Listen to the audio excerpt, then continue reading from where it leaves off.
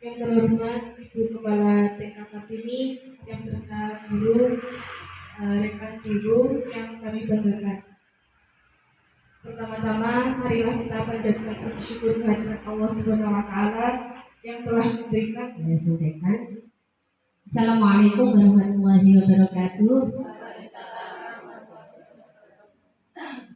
Baik Bu, mari kita mulai kegiatan hari ini. Namun sebelumnya ya fresh dulu. Bagaimana kalau kita gerak-gerak dulu ya? Setuju? Baik, terima kasih. Monggo kula aturi berdiri semuanya.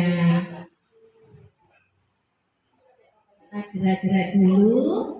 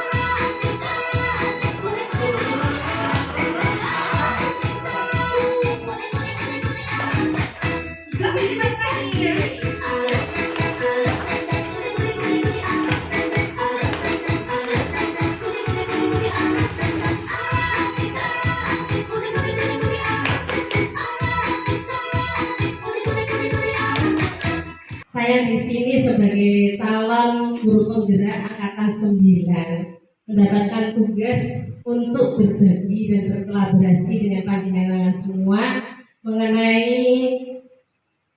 budaya positif.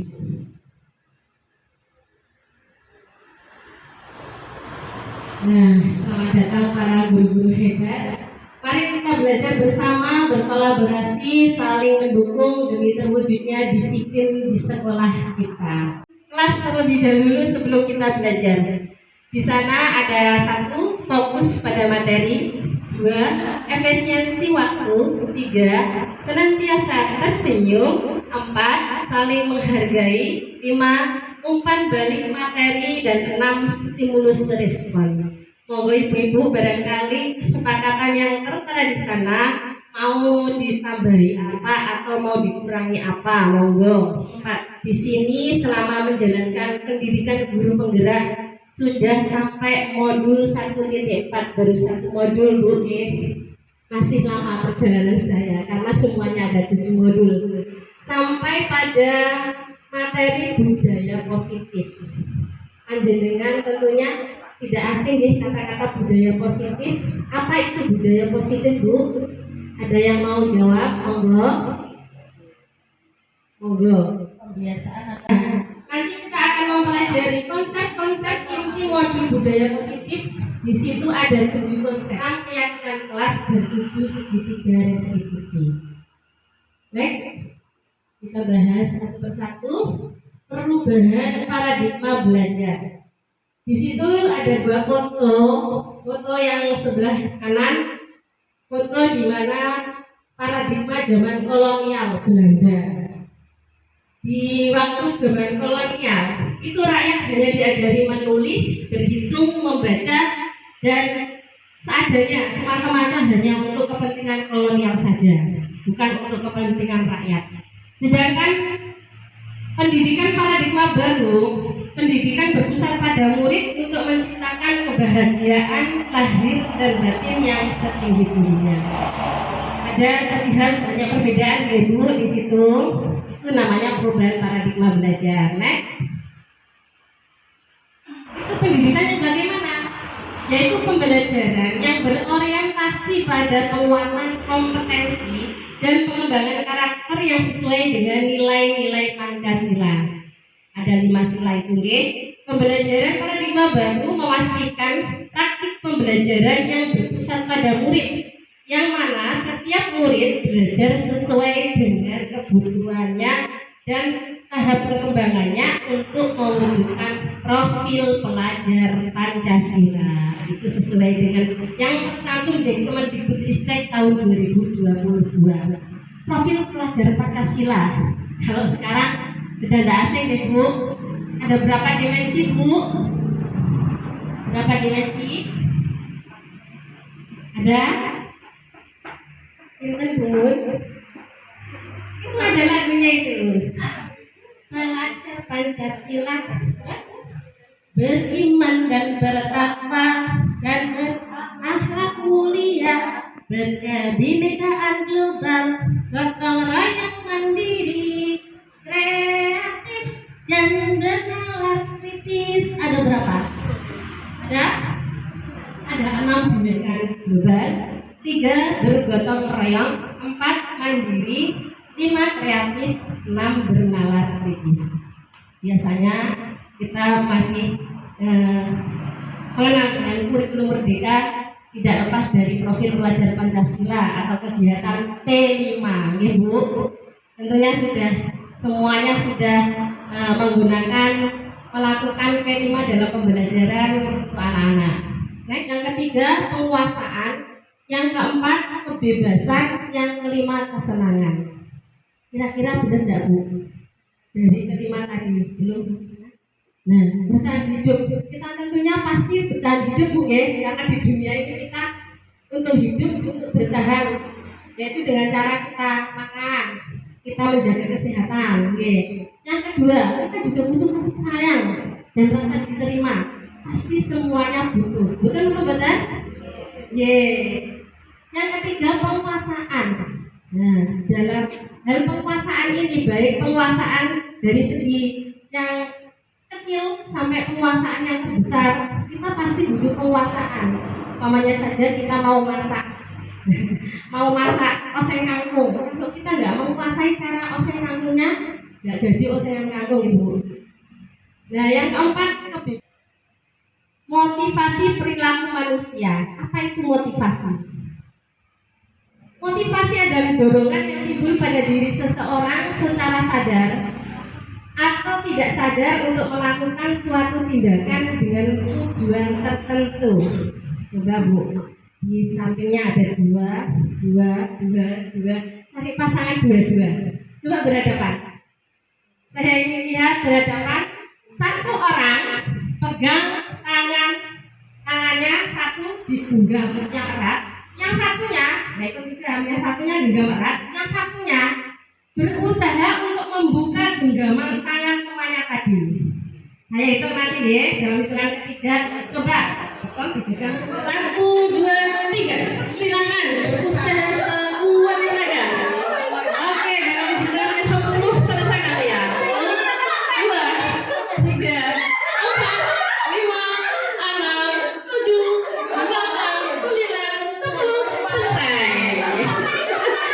Ada yang bisa buka genggaman tangan semuanya, Bu? Ada? Coba siapa yang bisa buka genggaman tangan temannya? Gak bisa ya?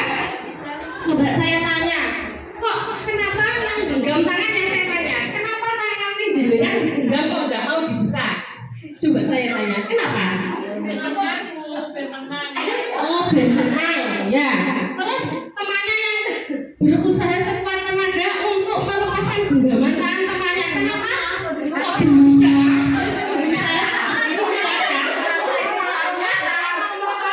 Ya nggak mau kalah juga. Itulah, itu berarti dorongan pengen menang masing-masing dari orang lain apa dari diri sendiri. Nah, itulah Bu yang dimana-mana motivasi perilaku manusia yang secara timbul dari dalam dirinya sendiri, nggak dari orang lain, nggak pengaruh dari orang lain. Next. Oke, nah itu tadi 2 jenis perilaku manusia. Ada motivasi ekstrinsik dan ada motivasi intrinsik. Apa itu? Kita bahas satu persatu. Next. Next, Bu Sena. Oke, motivasi ekstrinsik yaitu motivasi yang berasal dari luar. Contohnya saja, murid melakukan disiplin diri karena takut dihukum atau menghindari hukuman. Murid melakukan disiplin diri dikarenakan ingin mendapatkan imbalan berupa hadiah atau pujian dari orang lain. Nah, dia melakukannya karena termotivasi dari luar. Pengen dapat pujian, pengen menghindari hukuman. Sama ya, kita sebagai sifat manusia biasanya seperti itu. Ya nomor buatan Bu. Next, Bu Gusna. Lanjut kita melihat dari motivasi intrinsik, yaitu motivasi yang berasal dari dalam diri sendiri, seperti yang panjenengan lakukan barusan. Itu motivasi dari dalam diri kita sendiri yang tidak mau melepas genggaman tangan kita, dan yang satunya yang tidak mau kalah juga, sebisa mungkin melepaskan genggaman tangan temannya, yaitu menghargai nilai kebajikan diri sendiri. Murid melakukan disiplin diri dikarenakan sadar akan nilai-nilai kebajikan dari dalam dirinya, bukan pengaruh dari siapapun, dari orang lain bukan, tapi murni dari dalam dirinya sendiri. Next. Konsep disiplin dengan identitas gagal, apa itu? Ada hukuman dan ada penghargaan. Kalau hukuman itu ciri-cirinya menyakitkan, tidak nyaman, memaksa, murid jadi takut, murid menyembunyikan kesalahan, murid menjadi rendah diri. Itu ciri dan efek dari hukuman. Sedangkan penghargaan atau hadiah tidak efektif, merusak hubungan atau sifat iri di antara yang lain, mematikan kreativitas, menghukum dengan sistem ranking, merampas hak menghargai dirinya. Dengan penghargaan ternyata tidak memecahkan masalah, malah timbul permasalahan baru. Next. Selanjutnya konsep disiplin dengan identitas sukses. Tadi gagal, sekarang sukses. Apa itu? Yaitu dengan konsekuensi dan restitusi.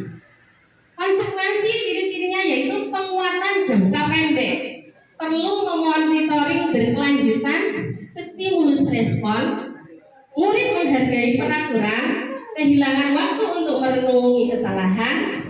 Sedangkan restitusi, murid bertanggung jawab atas perilakunya, fokus pada pemecahan masalah jangka panjang. Murid menghormati dirinya dan orang lain. Teori kontrol, yaitu dirinya memegang kontrol, seperti tadi dengan mengontrol tangannya, ya.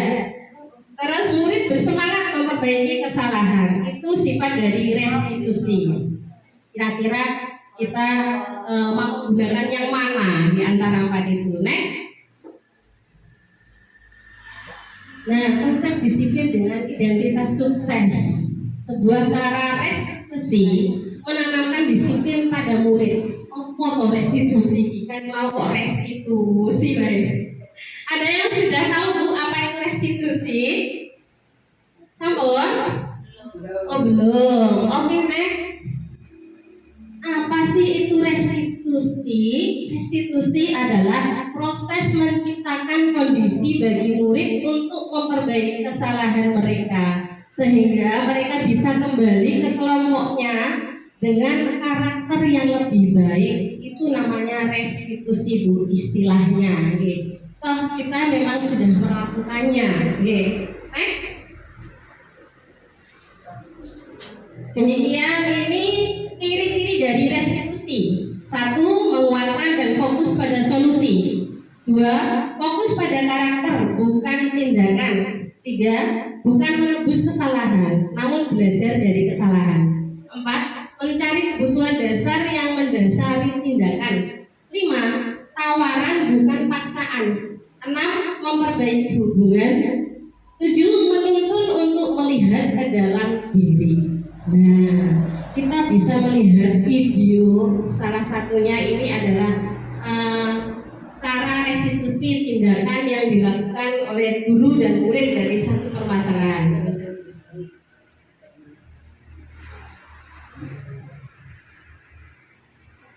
Kita lihat videonya Sarah nih.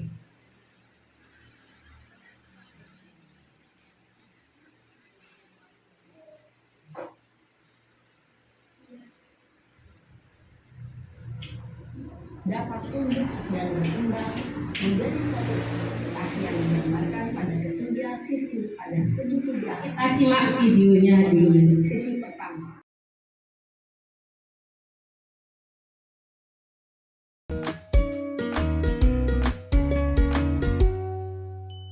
Salam dan bahagia Ibu dan Bapak guru hebat. Pada video kali ini kita akan membahas tentang salah satu program disiplin positif yang diterapkan di lingkungan sekolah yang dikenal dengan nama restitusi.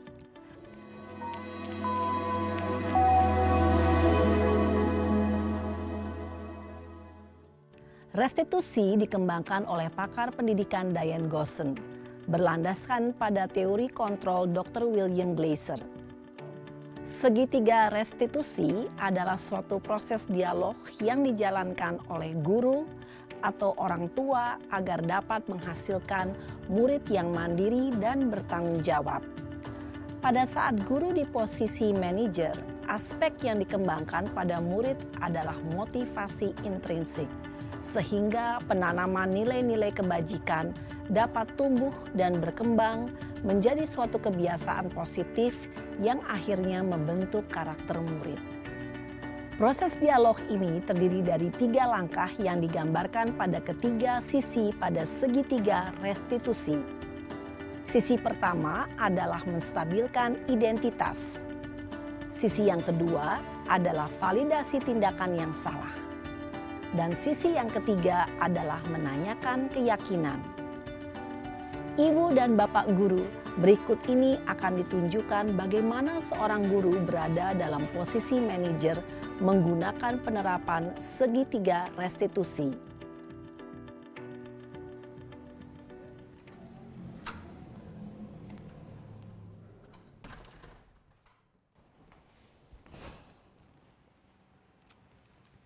Siang Sarah.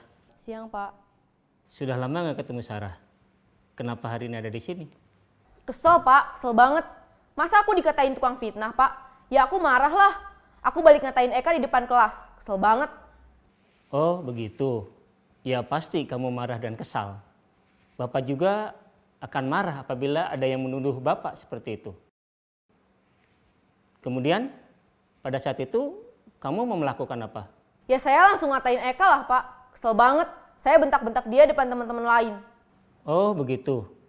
Pasti kamu melakukan seperti itu karena suatu alasan tertentu bukan? Iyalah, masa saya diam saja Pak? Ya saya bela diri lah. Masa saya dituduh tukang fitnah? Ya wajarlah, mempertahankan harga diri itu sesuatu yang penting buat kamu. Untung kamu tidak bertindak lebih gegabah lagi, hanya membentak-bentak. Iya, Pak. Untung saya masih bersabar dan hanya membentak saja. Sudah gemes padahal, saya pasti bela diri lah. Ya pasti ya, tapi kamu memilih untuk tetap bertahan dan bersabar. Kamu memilih untuk tidak berbuat lebih parah lagi, bukan? Iya. Nah, sekarang coba kita lihat lagi tindakan kamu yang bentak-bentak Eka di kelas. Tindakan kamu itu kira-kira sesuai dengan keyakinan kelas atau prinsip kamu tidak? Enggak lah, Pak. Capek, Pak, jadi pemarah. Jadi keyakinan atau prinsip mana yang kurang sesuai dengan keinginan kamu? Ya, saya sebenarnya sangat menghargai orang lain. Mungkin saat itu saya menjadi emosi, jadi tidak menunjukkan sikap itu. Kamu meyakini tidak? Menghargai orang lain itu penting buat kamu. Yakinlah, Pak. Iya, setuju. Kita harus saling menghargai.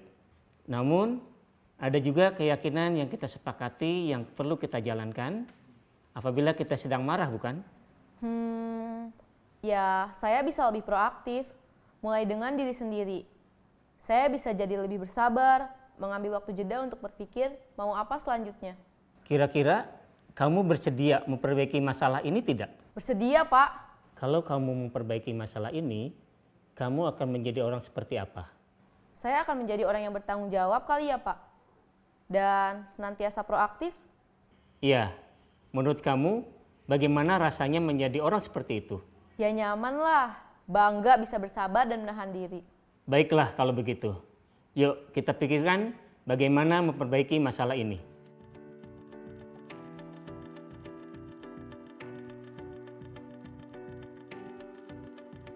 Ibu dan Bapak guru hebat, baru saja kita menyaksikan contoh bagaimana seorang guru berada dalam posisi manajer menggunakan penerapan segitiga restitusi.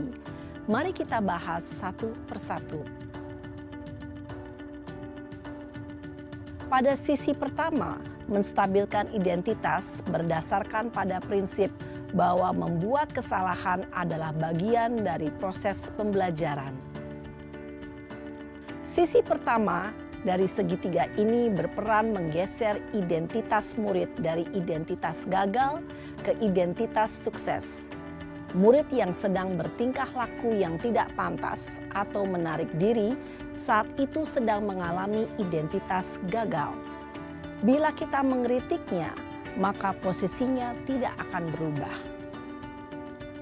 Kita bisa mengajukan pernyataan-pernyataan ini. 1. Membuat kesalahan sesuatu yang wajar. 2. Manusia tidak ada yang sempurna. 3. Kita bisa memperbaiki masalah ini. 4. Saya tidak menanyakan kesalahannya. Saya lebih fokus bagaimana memperbaiki masalah ini. 5. Apakah saat ini kamu tengah menjadi orang yang baik untuk dirimu sendiri? Pada sisi kedua, validasi tindakan yang salah berlandaskan pada prinsip bahwa setiap perilaku berupaya memenuhi suatu kebutuhan tertentu. Guru yang telah memahami teori kontrol akan bergeser dari pemikiran stimulus respon menjadi proaktif dan mencoba untuk mengenali tujuan dari perilaku murid. Mengenali dan mengakui kebutuhan murid ini dapat memperbaiki hubungan dengan murid tersebut. Pernyataan atau pertanyaan bisa disampaikan dengan nada suara tidak menghakimi atau memojokkan, sehingga dapat mengembalikan murid pada posisi positif. 1. Kamu bisa saja bertindak lebih gegabah lagi dari ini. 2. Kamu bukan melakukannya tanpa suatu alasan tertentu. 3. Kamu melakukannya karena mempertahankan sesuatu yang penting bagimu. 4. Mungkin kamu bisa mempelajari suatu perilaku baru yang lebih efektif. Bersediakah kamu mempelajarinya? Selanjutnya, kita akan simak sisi terakhir, yaitu menanyakan keyakinan. Teori kontrol menyatakan bahwa pada dasarnya kita termotivasi secara intrinsik. Pada saat perilaku yang salah telah divalidasi dan identitas sukses telah stabil, maka murid telah siap mengaitkan keyakinan-keyakinannya dengan tindakannya yang salah dan pemikirannya telah bergeser ingin menjadi orang yang dituju. Pertanyaan-pertanyaan ini dapat mengaitkan keyakinan-keyakinan yang dianut murid. 1. Sebagai keluarga atau kelas, apa yang kita yakini? 2. Nilai-nilai apa yang telah kita sepakati? 3. Seperti apa gambaran sebuah kelas yang ideal bagi kamu?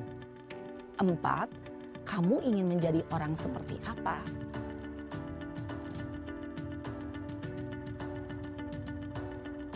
Dalam menerapkan segitiga restitusi, perlu diperhatikan beberapa hal, yaitu 1.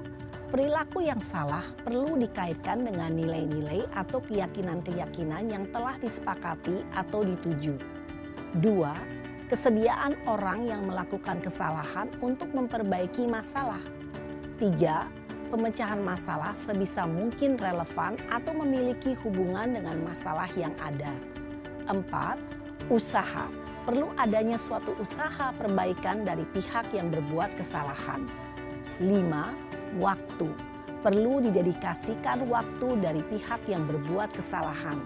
Tanyakan kapan akan mulai diberlakukan usaha untuk memperbaiki masalah. Dengan memahami struktur penerapan segitiga restitusi, diharapkan guru dapat menerapkan posisinya sebagai manajer dengan mengajukan pertanyaan-pertanyaan bermakna yang dapat membuat murid menjadi lebih percaya diri, bertanggung jawab, dan mandiri. Nah, Ibu Bapak Guru perlu tidaknya mengikuti ketiga tahapan dalam segitiga restitusi bergantung pada ringan beratnya suatu permasalahan. Misalnya, bila permasalahan tersebut ringan, maka tidak perlu dijalankan secara berurutan. Bahkan bisa semudah menanyakan apa keyakinan yang kita sepakati. Dengan menjalankan segitiga restitusi, dengan mengajukan pertanyaan-pertanyaan bermakna, diharapkan murid menjadi lebih kuat secara pribadi, dapat membuka wawasan murid agar dapat menyelesaikan permasalahannya sendiri, semakin percaya diri, mandiri, dan merdeka. Salam dan bahagia, Ibu Bapak Guru hebat. Cara yaitu hukuman, konsekuensi, dan restitusi. Di sini saya mengambil contoh kasus murid terlambat datang ke sekolah. Kalau menggunakan dengan cara hukuman, murid disuruh berdiri di depan kelas selama 15 menit. Guru marah-marah terhadap murid sehingga murid menjadi takut. Itu namanya hukuman. Sedangkan konsekuensi yaitu guru memberikan konsekuensi untuk tetap berada di kelas selama jam istirahat berlangsung. Guru tegas dan murid menghormati peraturan.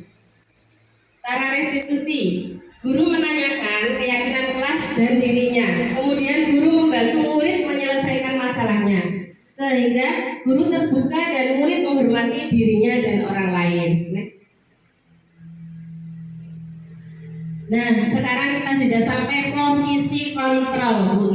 Kita sebagai seorang pendidik, sebagai guru punya 5 posisi kontrol. 1. Penghukum, 2. Pembuat rasa bersalah, 3. Sebagai teman, 4. Sebagai pemantau, 5. Sebagai manajer. Kira-kira panjenengan semuanya berada di posisi mana nggih? Penghukum, boten nggih? Apalagi anak usia dini. Tidak selayaknya kita menghukum anak. Membuat rasa bersalah, menyalahkan. Kadang iya ya Bu ya? Ya nama badan. Kita jadi teman. Ya nama badan? Ya. Kita jadi pemantau. Ya. Ya, kita selalu memantau anak. Kita sebagai manajer. Kira-kira mana yang kita pilih? Next. Oh, belum Bu. Kembali lagi aja dulu. Kita lihat video lagi biar kita tahu penerapan posisi kontrol sebagai yang nomor 5. 1 sampai 5, okay?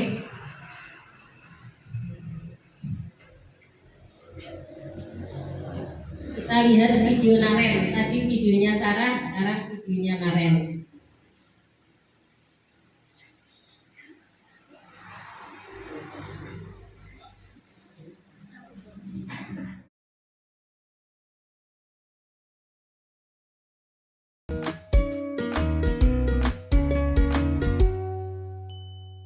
Salam bahagia Ibu dan Bapak guru hebat.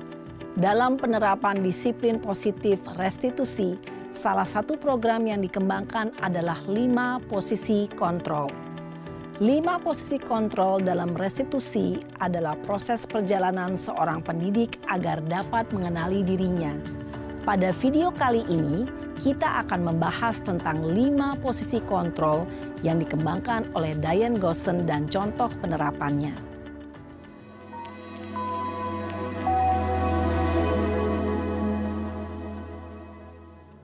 5 posisi kontrol itu adalah 1. Posisi penghukum. 2. Posisi pembuat merasa bersalah. 3. Posisi teman. 4. Posisi pemantau atau monitor. Dan 5. Posisi manajer. Untuk lebih memahami kelima posisi tersebut, mari kita saksikan kasus Naren yang terlambat hadir 20 menit di sekolah dan melihat bagaimana kelima posisi kontrol dalam menghadapi masalah tersebut.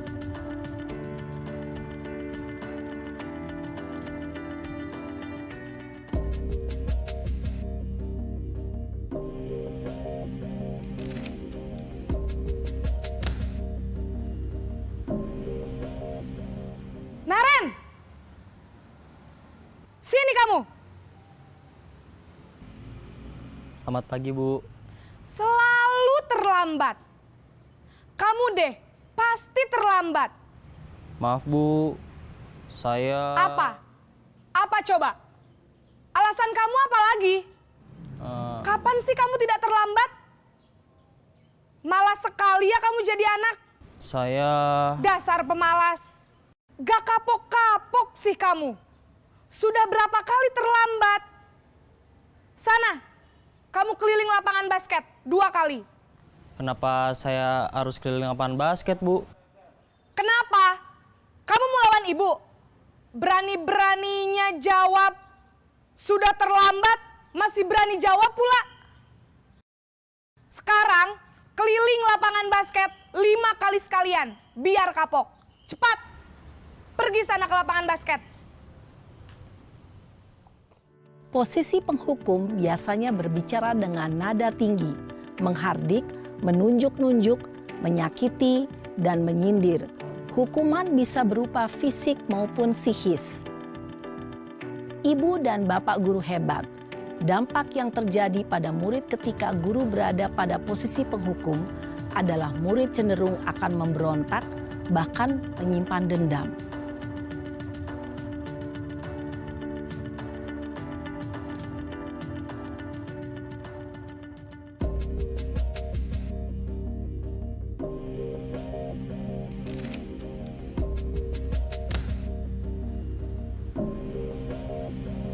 Naren!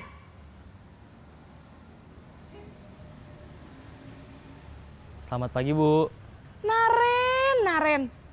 Kamu kenapa terlambat lagi, nak? Ya Tuhan, Naren. Kamu senang ya bikin ibu susah ya? Kalau kamu terlambat lagi, nanti ibu yang ditegur bapak kepala sekolah, nak. Disangka ibu tidak bisa membina kamu. Duh, gimana ini? Maaf, Bu. Gusti Naren. Kamu suka ya kalau ibu ditegur bapak kepala sekolah? Terus, sekarang ibu harus tulis apa yang di buku absen? Ini kamu sudah sering terlambat loh. Ibu harus apa coba? Maaf, Bu. Maaf sekali. Ya sudah, lain kali jangan bikin ibu susah lagi ya nak ya. Ibu tidak akan kuat lagi kalau kamu begini terus. Bisa jantungan kalau ibu ditegur bapak kepala sekolah. Sana cepat ke kelas. Maaf ya, Bu. Maaf sekali. Posisi pembuat rasa bersalah berbicara dengan nada tenang, cenderung lembut. Namun kata-kata yang diutarakan membuat murid merasa menjadi orang yang gagal. Memandang buruk dirinya sendiri, merasa tidak berharga, dan tidak sanggup membahagiakan orang lain. Ketika guru mengambil posisi pembuat rasa bersalah, murid akan menganggap dirinya yang bersalah dan ia akan menyimpan emosi negatif tersebut di dalam dirinya.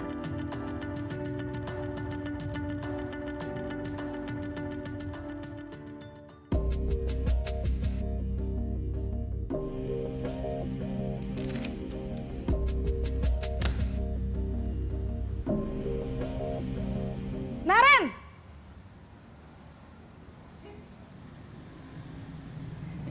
Selamat pagi, Bu. Wah, sudah jam berapa ini, Nak? Terlambat lagi ya, sayang. Iya, Bu. Habis ibu saya lupa bangunkan saya, Bu. Kamu malah menyalahkan ibu kamu. Kamu bukannya anak yang larinya paling kenceng. Kok terlambat sih? Iya, Bu. Saya memang terlambat bangun tadi. Jadi, biarpun saya lari kencang, tetap gak kekejar, Bu. Ya sudah sana, nanti lain kali larinya lebih kenceng lagi ya. Biar gak terlambat lagi. Bikin seneng ibu, demi ibu. Bisa kan? Bisa lah, Bu. Ya sudah sana masuk kelas. Ibu beresin urusan absen kamu. Kamu ini ada-ada saja. Dalam posisi teman, guru berbicara dengan nada suara ramah, akrab, cenderung bersenda gurau untuk menjaga suasana tetap santai. Murid akan merasa senang, aman, dan akrab dengan guru. Identitas yang tercipta adalah identitas sukses atau berhasil. Namun, perlu diingat, karena ini masih dorongan eksternal, maka ada faktor ketergantungan dari murid kepada orang tertentu. Di sini, guru absennya, sehingga di lain waktu, murid bisa berperilaku baik, namun hanya kepada orang-orang tertentu saja.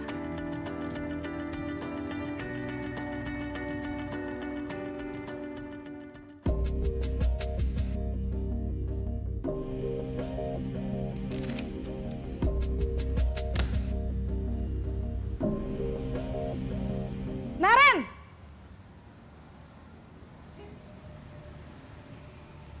Selamat pagi, Bu. Naren, apa peraturan sekolah kita tentang jam berapa kita harus masuk sekolah, Nak? Kita harus di sekolah jam 7, Bu. Iya, betul. Sekarang sudah jam 7.20. Naren sudah tahu konsekuensinya jika terlambat hadir. Paham, Bu. Saya harus tinggal kelas pas jam istirahat selama 20 menit. Iya, benar. Konsekuensinya demikian. Jadi nanti jam 9.30 pas istirahat, kamu harus tinggal di kelas, kerjakan tugas tambahan untuk ketertinggalan kamu, ya? Baik, Bu. Posisi pemantau mengandalkan penghitungan atau data untuk mengontrol murid. Guru mengarahkan murid berdasarkan peraturan dan konsekuensi. Seorang pemantau menunjukkan bahasa tubuh dan ekspresi wajah yang datar dan cenderung formal.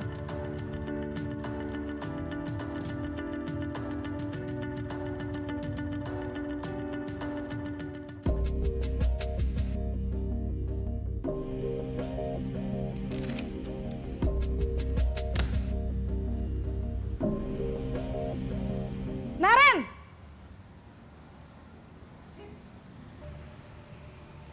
Selamat pagi, Bu. Selamat pagi, Naren. Maaf, Bu. Saya terlambat. Iya, sekolah masuknya jam 7, sekarang sudah jam 7.20. Jadi sekarang bagaimana ini, Naren?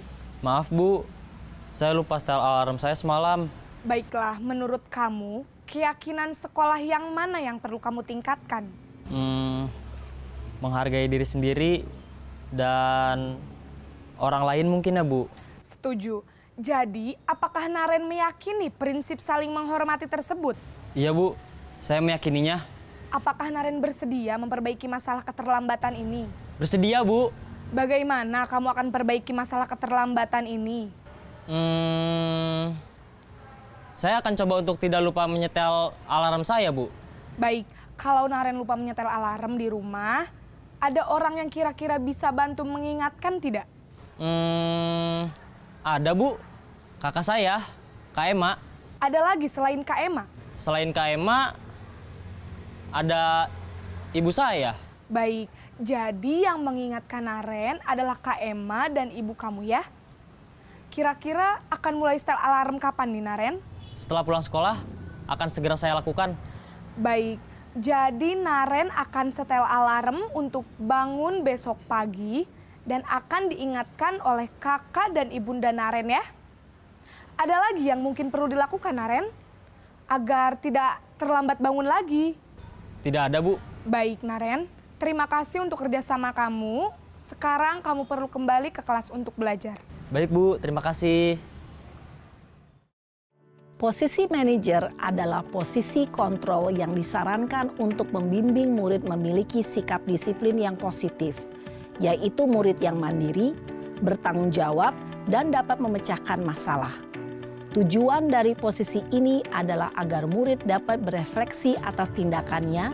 Guru akan dengan tulus memberikan pertanyaan-pertanyaan bermakna, sehingga membuat murid dapat belajar dari kesalahannya dan mencari sebuah solusi untuk menyelesaikannya. Ibu dan bapak guru hebat, setelah mengamati adegan kelima posisi kontrol tadi, kira-kira posisi mana yang paling ideal? Posisi mana yang dapat menunjang motivasi intrinsik murid? Ya, tentu posisi manajer. Posisi ini memang posisi ideal yang ingin dituju setiap pendidik. Pada posisi inilah, guru dapat menerapkan disiplin positif yang berpihak pada murid, yang memerdekakan murid. Perjalanan seorang pendidik tentunya tidak mudah untuk sampai pada posisi seorang manajer. Namun, tujuan kita pasti, yaitu menciptakan murid-murid yang mandiri, merdeka, dan bertanggung jawab. Semoga penggambaran 5 posisi kontrol yang telah diperlihatkan ini dapat menjadi ajang refleksi bagi kita semua, agar dapat terus mengasah dan menerapkan disiplin positif yang memerdekakan murid. Mari terus berlatih dan bersemangat. Selamat menerapkan. Salam dan bahagia, Ibu dan Bapak Guru hebat. Dalam menangani permasalahan murid. Tadi Naren terlambat ke sekolah berulang-ulang gitu. Sebagai penghukum, sebagai pembuat merasa bersalah, sebagai teman, sebagai pemantau, dan sebagai manajer. Tadi kata-katanya dari ketegasan yang sepenuhnya melunak sampai ke posisi manajer dengan menanyakan keyakinan kelas yang telah dibuat. Next. Keyakinan kelas, kenapa ya? Kok keyakinan kelas? Kenapa tidak peraturan kelas? Kenapa gitu? Ada yang mau jawab? Monggo, Guru. Bu Eni, monggo. Monggo Bu Eni. Oke, kenapa ya keyakinan kelas? Kalau keyakinan kelas itu kita buat bersama-sama dengan kesepakatan bersama. Kalau peraturan biasanya sudah ditempel tanpa dengan melibatkan semua warga sekolah seperti itu ya. Next. Nah, seperti contoh ini. Mengapa kita memiliki peraturan tentang menggunakan helm pada saat menggunakan kendaraan roda 2? Itu kenapa, Bu? Kita harus menggunakan helm? Untuk keamanan. Nah, untuk keamanan itu nilai kebajikan di sini. Kita menggunakan helm untuk keamanan diri kita sendiri. Terus mengapa kita memiliki peraturan tentang menggunakan masker dan mencuci tangan? Untuk apa itu? Nah, dia berdasar nilai untuk kesehatan. Itu adalah nilai-nilai kebajikan, diantaranya seperti itu. Next. Nah, ini kemarin proses pembuatan keyakinan kelas atau kesepakatan kelas. Pertama, guru bersama murid berdiskusi tentang peraturan kelas yang akan dibuat. Kita tulis saja apa yang diutarakan oleh murid-murid. Biasanya kita buat kesepakatan kelas ya anak-anak. Apa saja, ayo silakan berpendapat apa saja diucapkan. Tidak boleh bertengkar, tidak boleh ini, tidak boleh itu. Ditulis semuanya saja di papan tulis atau di kertas. Selanjutnya kita rumuskan tentang peraturan kelas yang sudah diutarakan tadi. Kita cari kalimat yang positif. Tidak, itu kan kalimat negatif ya, masih ada kalimat negatifnya. Tidak, jangan, itu tidak dipakai dalam kesepakatan kelas. Nah, Kita Kak, yang ambil yang aku positif saja. putih-putih MI. Kelas Umpamanya, oleh Mika. tidak boleh membuang Pas sampah papat ya. dulu itu kemarin. Kalau ini lagi. Jadi kita rubah, kita rumuskan lagi. Kon nganggo sarung. Membuang sampah di Kon nganggo tempat sarung, ambil sampah. lagi putih. Atau tidak boleh bohong bu, seperti itu. Kita rumuskan lagi. Berkata jujur. Nah, tidak boleh apa ya, marah-marah, tidak boleh bertengkar.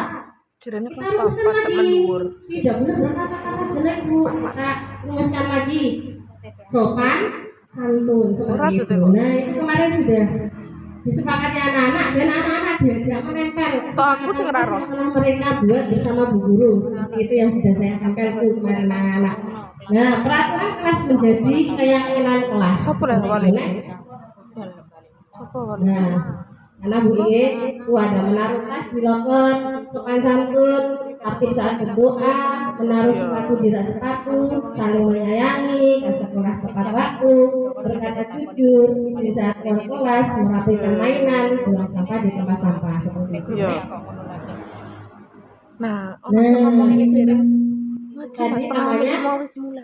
konsep disiplin dengan identitas sukses, yaitu Lah, yo, menggunakan Doni ngono. segitiga restitusi yang ada di sana. Seperti tadi ada 3 tahapannya. Kataku sing di Menstabilkan identitas, karena setiap orang pasti pernah melakukan kesalahan Lah gitu. iya kok dong, sing Yang kedua cilik-cilik. validasi tindakan, tindakan yang salah, ya.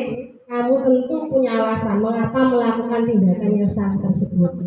Kita gali. Yang ketiga menanyakan Emang kespiro, keyakinan yang telah disepakati. Oke, Nek? Iyalah. Nah, itu contoh video kemarin yang saya buat untuk bermain peran bersama anak-anak. Iya, seminggu ya perai terus ya. Segitiga restitusi dengan mencari satu masalah. Itu ada anak itu sedang telat ke sekolah, ya. Piye? Nah, ini Fazla sedang telat berangkat ke sekolah. Tetap saling sama bu guru, ikut teman-temannya duduk, berdoa sampai dilanjut. Terus saat jam istirahat, kita tanya, kita panggil anaknya, kenapa dia kok hari ini terlambat ke sekolah? Kowe disetel rek. Nyari bosan.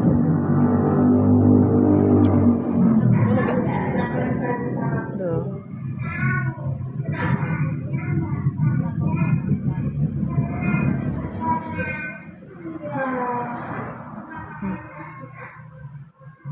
Itu anak kelompok B, Bu, jadi sudah bisa belajar.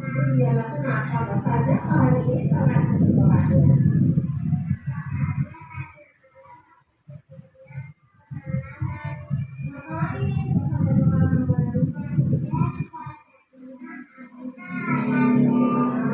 Alah.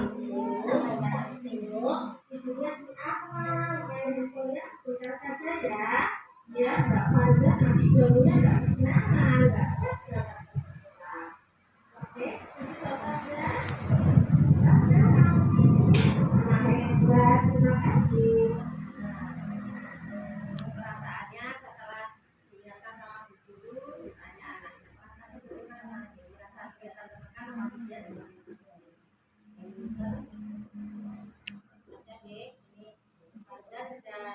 Restitusi supaya terwujud budaya positif di lingkungan sekolah kita. Kira-kira dari pemaparan saya tadi keseluruhan tahap demi tahap bisa dimengerti Bu? Alhamdulillah, dan insya Allah kita semua akan menerapkan semuanya di lembaga kita dengan anak-anak didik kita. Okay? Saya rasa hanya itu. Kalau memang nanti ada hal yang perlu ditanyakan, kami persilahkan untuk menanyakan. Saya akhiri dulu. Terima kasih untuk bunda-bunda hebat semuanya yang sudah sudi kiranya belajar bersama, berkolaborasi bersama dengan saya, sehingga saya bisa memaparkan diseminasi budaya positif yang ada di lingkungan sekolah. Terima kasih banyak. Wabillahi taufik wal hidayah, wassalamualaikum warahmatullahi wabarakatuh.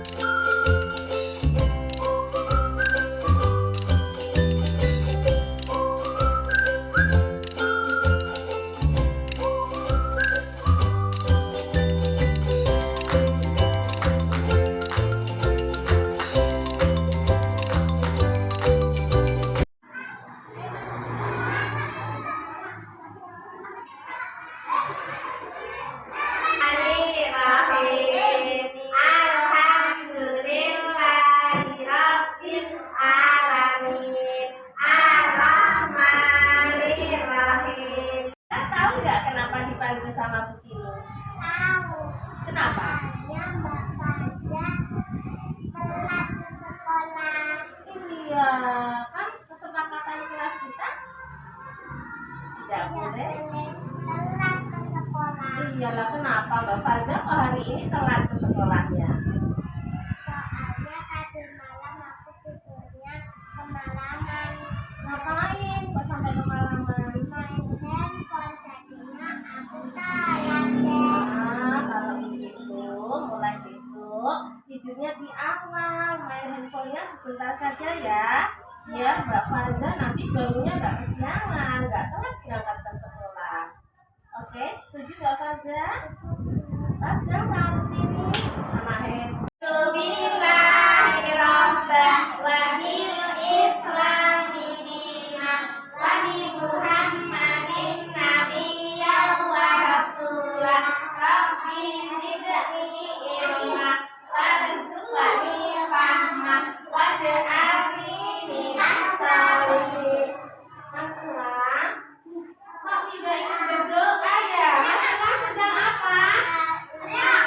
Makan apa itu? Makan jajan. Gimana tadi? Tidak boleh makan atau minum saat berdoa. Mas Elang silahkan ditaruh dulu di loker nak jajannya ya. Ditaruh dulu di loker. Ya, nah kita kan mau berdoa mau ngaji dulu Mas Elang. Hebat, silakan dipanggil. Mas Elang kenapa tahu nggak dipanggil Putini? Kenapa? Karena tadi makan habis itu. Iya, itu dalam kesepakatan kelas kita boleh nggak? Enggak. Nah, kenapa Mas Elang kok makan jajan? Nggak pengen. Mas juga kepengen makan jajan ya, karena jajannya enak. Oh iya, berarti Mas Elang tahu kalau itu salah ya? Iya, berarti mulai besok waktunya berdoa Mas Elang tidak mengulangi makan jajan, ya nak? Ya, terus dulu anak hebat. Terima kasih. Aku namaku Farza. Perasaanku senang sekali. Soalnya sudah diingatkan sama Bu Tini. Terima kasih Bu Tini. Assalamualaikum. Waalaikumsalam. Aku senang sekali belajar sama Bu Tini. Aku diingatkan Bu Tini. Terima kasih Bu Tini. Assalamualaikum.